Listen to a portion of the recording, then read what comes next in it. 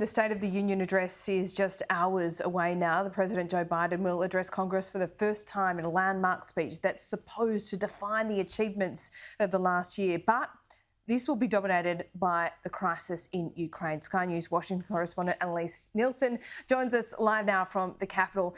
Annalise, first of all, this is a long speech for the President to get through. He doesn't do so well at long media conferences. That's got to be a concern.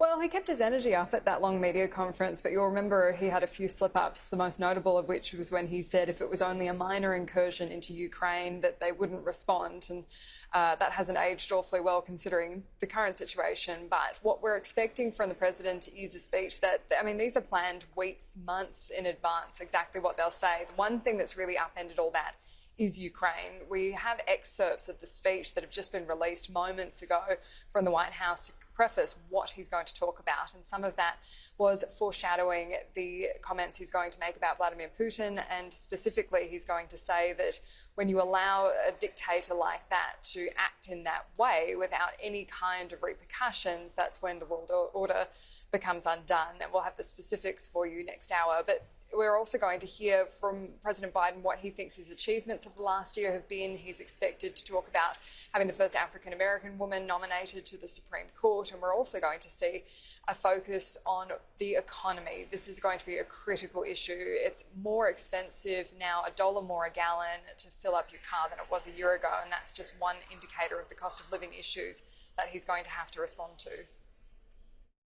Well, I think tonight's going to be very important because for people to appreciate what the president has done and that working together with the Congress, they have to know what it is. President Lincoln said public sentiment is everything. With it, you can accomplish almost everything. Without it, practically nothing. I'm sincerely rooting for President Biden's success. We need steady, serious, and smart leadership to help guide the West through this perilous time. But on most issues, what the American people deserve tonight is a commitment to drastically change course. Laura, there's going to be a few notable nods to Ukraine as well. The ambassador from Ukraine to the United States is a special guest of the First Lady this evening, and there's also been Ukrainian flags hung up along the street of Pennsylvania Avenue, and that's where the president drives from the White House here to this joint session of Congress. The other notable factor is no masks in the room. DC has now said that masking isn't required per CDC guidelines as of today, and it's also going to be a full room, the first time the president will have ever addressed a full joint session of Congress. Wow, a full room. Who would have thought? Annalise, thanks so much. And join us for full live coverage of President Joe Biden's State of the Union address.